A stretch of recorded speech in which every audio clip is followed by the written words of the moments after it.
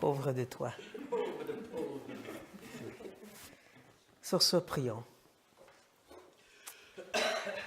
Éternel, on vient de chanter qu'on veut être rempli de ton amour et ta grâce. Tellement envahi que nos pensées, nos inclinaisons, nos désirs en sont totalement changés à jamais. On ne veut pas juste s'efforcer à mettre en pratique des principes et des règles. On veut vraiment devenir comme Christ, qui obéissait à ta volonté, qui faisait, qui ne vivait que pour ta volonté. Sa nourriture était de faire ta volonté. Son plus grand plaisir était de t'obéir. Il ne faisait rien qui n'était pas ta volonté. On veut vraiment être transformé à son image de ce sens-là. On veut vraiment être tellement imbibé de ta parole qu'on saigne les versets bibliques. On veut tellement être transformé dans notre façon de penser, de désirer, que nos actions vont naturellement être guidées par cette petite voix qu'on appelle l'Esprit en nous. Et on va commencer par une simple petite étude de ta parole. On veut se tourner vers les écrits de Paul, on veut se rappeler son histoire avec les Corinthiens, on veut méditer sur ces dernières salutations qu'ils leur font et essayer de voir qu'est-ce que tu veux nous dire ici ce soir. Père, fais-moi la grâce de pouvoir adéquatement exprimer et expliquer les choses et fais-nous la grâce d'ouvrir nos cœurs et nos pensées. De ne pas juste nous donner un passe-temps de 10, 20, 30 minutes pour occuper le temps parce qu'on ne veut pas retourner à la maison à cause des visiteurs. Et faire en sorte on a vraiment une rencontre avec Dieu ici maintenant. C'est ça de rencontre là, comme Ésaïe, puis Ézéchiel, puis Jérémie qui nous changent à jamais. Pas à cause de ce que moi je vais dire, mais à cause que ton esprit va nous parler. À cause que Dieu va se manifester dans cette petite réunion de mercredi soir. Viens faire ta rencontre avec ton peuple ici ce soir, Éternel. Amen. Amen. Oui, on fait 2 Corinthiens, chapitre 13. Je ne suis pas encore rendu au niveau carrier. Je suis pas encore rendu, c'est le niveau où est-ce que je suis juste inspiré pour enseigner. Donc, on va juste finir l'étude que j'ai. 2 Corinthiens, chapitre 13. On va conclure ce soir, on va faire les dernières salutations avec nos chers amis les Corinthiens. Dernière pour ce qui est de nos études ensemble. Je sais que vous allez continuer à lire l'Épître pour vous-même, même peut-être la méditer un peu avec les nouveaux trésors qu'on a découverts à travers cette année et demie. Oui, année et demie avec moi, pour vous autres. Mais, comme je dis, on veut terminer ce soir l'Épître, donc c'est moi de se rappeler l'histoire des Corinthiens. Se rappeler qu'il y a quelques années, Paul est arrivé parmi eux, puis il a pu œuvrer pendant 18 mois, puis il a établi un beau fondement, une bonne église, fidèle à Dieu, qui avait toutes sortes de dons charismatiques extraordinaires. Et Paul, il continue à les aider par des petites épîtres ici et là, des petits écrits pour les encourager. Mais là, il entend parler de la maison de chez Chloé, que l'église de Corinthe est débordée de péchés, par-dessus leur tête. Donc, il écrit une épître sévère, on appelle 1 Corinthien. Puis, il y avait aussi Tite et Timothée, peut-être pas en même temps, pour voir s'ils peuvent remettre de l'ordre un peu dans l'église. Tite revient à Paul et il dit, ça a marché. Ton épître a amené un vrai réveil, une vraie restauration dans cette assemblée, sauf qu'il laisse un petit peu de levain. Il reste des faux enseignants. Des gens qu'on pourrait appeler des super apôtres. Littéralement, ils se présentaient comme meilleurs que l'apostolat de Paul lui-même. Et il le faisait en l'écrasant Paul, écrasant son caractère et son enseignement sous leurs pieds. Donc, on peut déjà voir dès le début de l'épître, Paul qui dit, j'écris cette épître un cœur déchiré, un cœur attristé. Ça l'a profondément blessé qu'il y ait une telle attitude dans l'Église. Et on sait que ces faux enseignants et leur façon d'agir a fractionné l'Église en morceaux. Tu as les pro-Paul, peut-être une petite minorité. Tu as les anti-Paul avec les faux enseignants. Puis tu as la majorité. Cette majorité-là, elle était indécise, mais pas indifférente, parce qu'il permettait quand même aux faux enseignants de rentrer dans l'Église, puis semaine après semaine, dénigrer Paul et son enseignement. C'est pour ça qu'il n'est pas tellement attristé dans son cœur, comme on voit au chapitre 2. Et le reste des chapitres, jusqu'au chapitre 6, c'est Paul qui, avec douceur, parlant de son cœur, essaie de les ramener vers Dieu.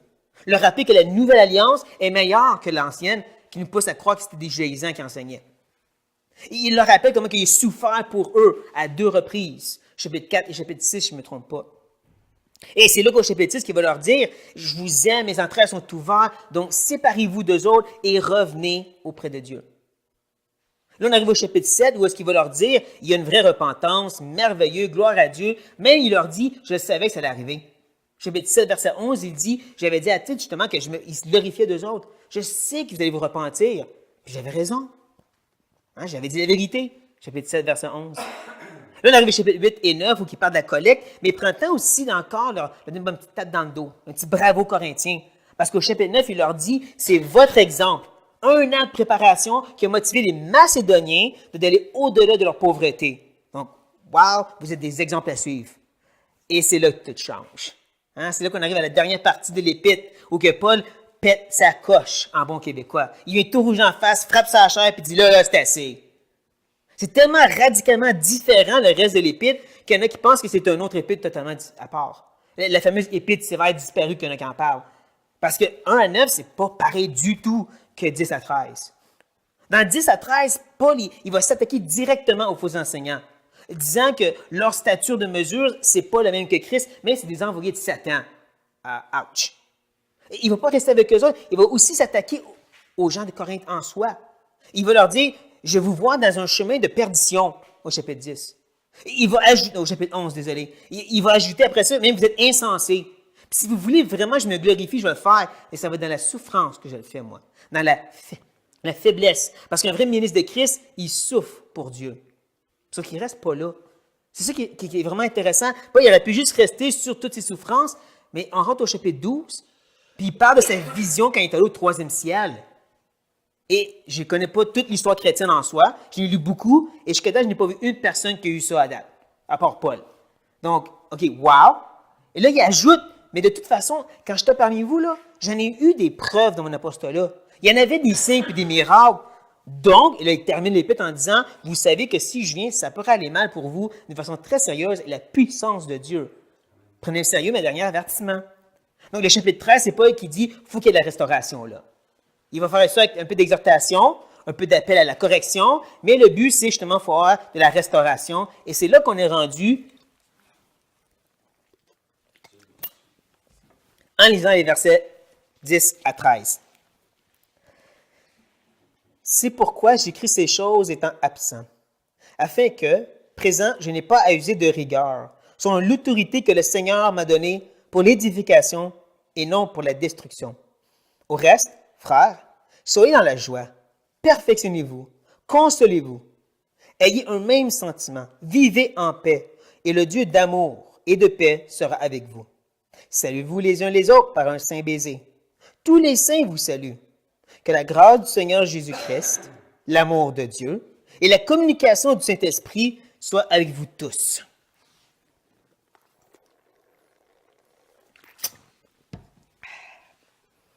Donc, comme je dis, pour moi, Paul, il conclut l'épître avec le verset 10. Ce n'est pas juste la conclusion d'un petit passage comme 5 à 9, ou même du chapitre 13 en soi, selon moi. C'est vraiment la conclusion pour toute l'épître, et je vais vous le démontrer pourquoi je pense ça. Premièrement, quand on lit « c'est pourquoi », on sait ça veut dire il y a quelque chose qui vient avant. Hein? Tout ça, c'est pourquoi. Mais c'est quoi le tout ça? C'est quoi? J'écris ces choses étant absent. C'est quoi les choses? C'est-tu juste 5 à 9? C'est-tu juste le chapitre 13? Et là, il dit le but. Donc, ces choses ont un but, et c'est sur ça qu'on va se concentrer, ou afin que, si vous préférez. Présent, je n'ai pas à user de rigueur. Un mot qui veut dire de couper, de séparer. Comme de excommunier quelqu'un. Comme de vraiment enlever quelqu'un de l'assemblée, ou, comme 1 Corinthiens 5, livrer quelqu'un à Satan pour la destruction de la chair. Ce que pour Paul, ce n'est pas juste des mots en l'air. Hein? C'est pas comme la discipline de nos jours où on demande à la personne de ne pas participer à ou de ne plus venir à. Paul, il y avait une puissance avec lui. La séparation qu'il pouvait amener ou le fait de livrer à Satan, c'était littéral. Il y avait cette puissance-là, Paul. Mais il le dit, c'était selon, très important, hein, selon l'autorité que le Seigneur m'a donnée. Le mot autorité ici, c'est pas juste comme un superviseur au travail. C'est pas juste comme un boss qui a une certaine autorité, c'est un mot qui parle aussi de la puissance qui vient avec pour accomplir cette autorité. C'est le même mot que Jésus utilise dans les évangiles qui indique que toute puissance ou toute autorité, dépend de la traduction, dans le ciel et sur la terre m'a été donnée. C'est le même mot que Paul utilise ici, là. J'ai cette puissance autoritaire donnée par le Seigneur. Mais là, il explique que c'est Pour l'édification, ça, pas la destruction. Moi, ça me rappelle justement ce qu'il a dit dès le chapitre 1. Il a dit au chapitre 1, je n'ai pas fait ce voyage que vous avez promis dans 1 Corinthiens, mais c'était pour votre bien. Ça vous préserver de certaines souffrances. Puis là, il enchaîne tout le reste des l'épître, puis il a fait des exhortations, puis des encouragements, puis faites attention. Puis là, tu as la partie vraiment méchante dans le chapitre 10 à 13. Puis là, il finit le tout en disant justement que je vous ai écrit ces choses parce que mon but, c'est pas de détruire, c'est édifier. C'est pour ça que je crois que le verset 10, c'est la grande conclusion parce qu'il leur fait comprendre, c'est pour ça que je n'ai pas fait le voyage. Parce que si j'aurais été un voyage à la place d'un épître, ça aurait été mal pour vous. Ça aurait été la destruction. Mais pour pas que ce soit la destruction, mais de l'édification, je vous écris des lettres d'exhortation, comme on l'a appris dans le chapitre 12. C'était une épître d'exhortation en soi, pour édifier, pour enseigner. Mais c'est qu'une humble opinion. Ce qui est clair, c'est qu'à partir de ce point, Paul fait maintenant ses dernières petites salutations. Nous, on peut lire au reste, peut-être même enfin, ce serait encore mieux. En d'autres mots, je fais des salutations. Je finis mon épître. Il dit frère. Et c'est pas le mot masculin, c'est pas homme, frère, mais c'est plus comme fraternité. Ou en anglais, on dirait brethren, ou nous, on pourrait dire les croyants. Ça inclut tout le monde. Et c'est ça que je trouve fascinant. Il dit à tout le monde, vous êtes des frères. Vous êtes des croyants, vous êtes des bien-aimés, vous faites partie de la même famille. Il a fait la même chose au chapitre 12. Paul écrit à des gens qui, juste avant, il leur disait, je vous vois sur un chemin d'apostasie. Ou est-ce qu'on sait que ces gens-là, ils s'attaquaient à Paul, puis Paul leur dit, vous êtes des frères. Aïe, aïe, ça c'est toute une réaction, ça, hein? Il piétinait le caractère de Paul, il se moquait de lui, il le rejetait, puis Paul dit, vous êtes des frères. C'est toute une parole d'amour qu'on ressent dans un petit mot de la part d'un homme qui se faisait dénigrer par ces gens-là. Des gens, comme je dis, qui s'en allaient dans un mauvais chemin que Paul dit, non, regarde, jusqu'à preuve du contraire, vous êtes des frères. J'aime cette sorte d'attitude. Là, ici, il faut que je fasse une petite parenthèse. Vous vous rappelez que 11 à 13, c'est justement ça, une salutation et pas une exposition doctrinale. C'est pas Romains 1 à 11, c'est pas Éphésiens 1 à 3, c'est plus 1 Thessaloniciens chapitre 5. C'est les petites exhortations qui nous garochent un après l'autre, comme... ouais, il y en avait un particulier que j'aimais bien, c'est... Abstenez-vous de toute apparence de mal. C'est celle-là. Combien j'ai entendu des gens dire ça veut dire... Oh, c'est une minute. Ça veut dire que tu fais pas ça, tu fais pas ça, tu vas pas là, tu vas pas... non, il a juste dit abstenez-vous de toute espèce de mal. C'est comme s'il donne une idée, il laisse sur l'esprit, la parole, puis ta conscience. Ben, c'est ça que je veux dire, la différence entre une exhortation finale et puis une exposition doctrinale qui dit c'est mince, ça marche. Et je dis ceci parce qu'au verset 13, il y en a qui se grattent la tête pour dire pourquoi il dit Jésus, ensuite le Père, ensuite le Saint-Esprit. C'est supposé être le Père, le Fils et le Saint-Esprit. Non, je sais que ça sonne ridicule, mais il faut quand même comprendre que Paul, comme je dis, il ne fait pas une exposition théologique sur la Trinité. Mais je dirais quand même qu'il y a des liens chiastiques à faire, des connexions à faire, les versets 11 à 13. Mais ça, on va voir en temps et lieu. Là, on revient au verset 11, la parenthèse fermée, et on lit « Soyez dans la joie ». Encore ici, ce n'est pas Paul qui dit « Tous les chrétiens en tout temps devraient se réjouir avec un gros cheese dans la face ». Ce n'est pas du tout ce qu'il fait ici, là. Ça, c'est ce que j'appellerais justement, c'est d'en faire une grosse doctrine d'une salutation. Donc, Paul, premièrement, il s'adresse aux Corinthiens face à leur situation. Première chose à reconnaître.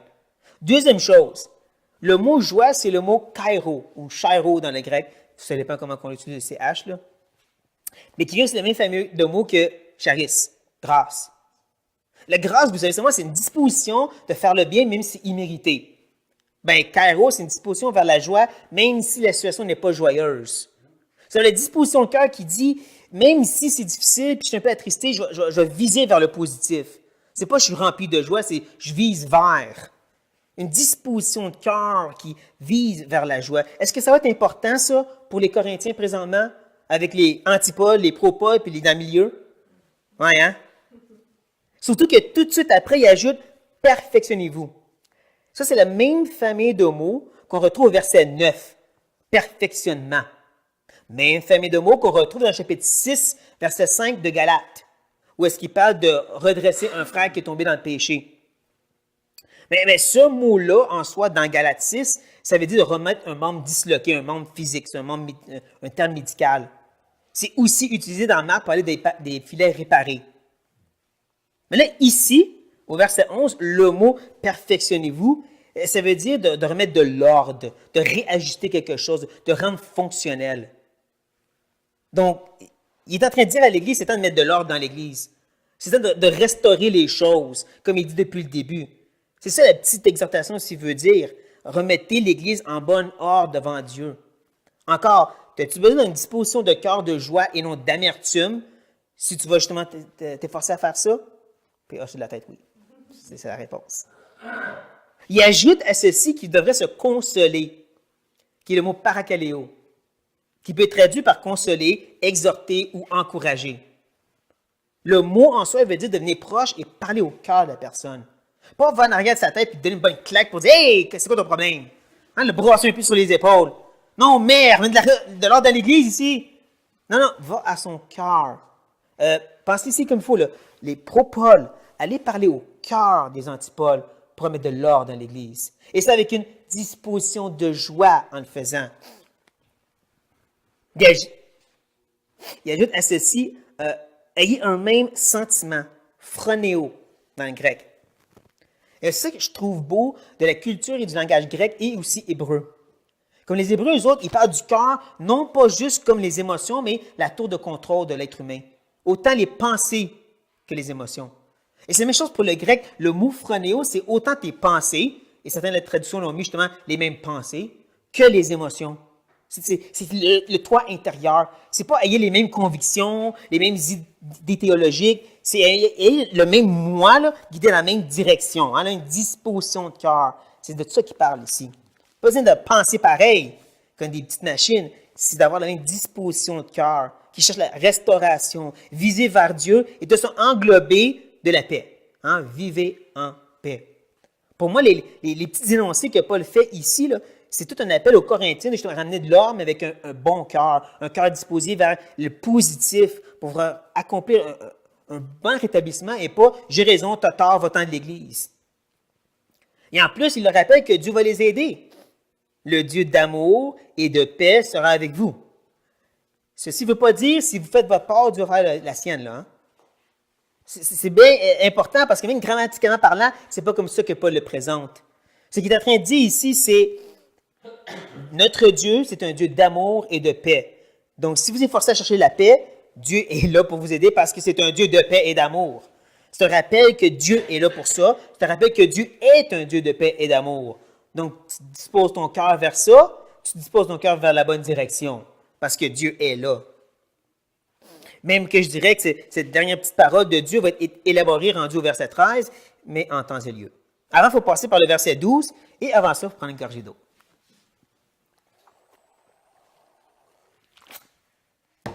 Très important. Donc, le verset 12, je dirais que c'est la ligne qui sépare les deux idées ensemble. Parce que la première se concentre sur l'Église de Corinthe, et le reste, c'est, je dirais, l'extérieur. Même que certaines traductions ont fait verset 12, saluez-vous les uns les autres par un saint baiser. Verset 13, tous les saints. Verset 14, que la grâce du Seigneur. Pour montrer à quel point il y a vraiment une division entre ces deux petits énoncés que nous, on dirait que c'est la même chose. Non, c'est pas la même chose. Paul, il parle premièrement aux Corinthiens. Puis il leur dit, entre vous, saluez-vous d'un saint baiser. Et je dirais que le saint baiser, là, ça n'a pas été remplacé par une poignée de main en soi. Parce que le saint baiser, c'est vraiment dire, il n'y a rien entre nous. Il n'y a que de l'amour sincère entre moi et toi. Et je ne dis pas qu'une poignée de main n'amène pas ça, mais je dis que c'est remplacé par, mais c'est l'appel que de dire, il n'y a rien entre nous. Je te manifeste cet amour envers toi, peu importe comment ça se manifeste. Ça dit c'est un saint baiser. C'est un baiser qui est mis à part, c'est un baiser qui est comme Dieu qui est saint. C'est un peu comme le frère nous mentionnait dimanche, à combien que c'est facile de cacher ces choses-là, le péché caché en nous, la manifestation du péché par le fait qu'on cache. Mais Paul dit non, vous mettez ça de côté, vous efforcez de toi, pro-Paul, à aller donner un beau gros saint baiser à lui, anti-Paul. Wow! Ça demande un effort, c'est pas quelque chose d'hypocrite et de faux. Pas une poignée de main sur « Ah, frère, comment ça va? » Et je te déteste. Je ne peux pas croire, toi, ton péché. Ah, je te dis des péchés. Non, non, c'est vraiment pas ça. Mais c'est comme je dis, c'est les Corinthiens. Là, ensuite, tu as tous les saints. Ah, ça, c'est un autre groupe, hein? Là, ça pourrait être l'Église universelle, en tous les saints de façon générale. Ou peut-être plus, Paul parle de l'Église où est-ce qu'il est rendu présentement. Selon certains indices, ça serait dans une église de Macédoine, et selon la tradition chrétienne, c'est à Philippe. Pourquoi c'est important ça? Parce que comme on l'apprend dans le chapitre 11 et ailleurs, il y a peut-être une petite rivalité qui existait entre les Corinthiens et les Macédoniens. Mais ce n'était pas réciproque. À cause des faux enseignants qui disaient, tu vois, Paul prend l'argent des Macédoniens, il ne prend pas votre argent parce qu'ils aiment plus que vous autres. Je me rappelle un petit peu ça, on l'a vu dans le chapitre 11. Paul dit, mais non, mais je vous aime quand même, c'est quoi votre problème? Il ne l'a pas dit même, mais c'est ça qu'il voulait dire. Et donc, il leur dit, regarde, les Macédoniens, de façon sincère et vraie, vous donnent une salutation d'amour. C'est tout inclus dans les petites phrases, je vous le dis. C'est en grec, puis avec des petites parenthèses, puis tout ça. Non, ça, c'est pas vrai en passant. Mais c'est quand même une rappel que vous n'êtes pas toute seule et qu'il y a un lien plus grand que vous. Et là, encore plus grand que ça, ben, tu as Dieu lui-même.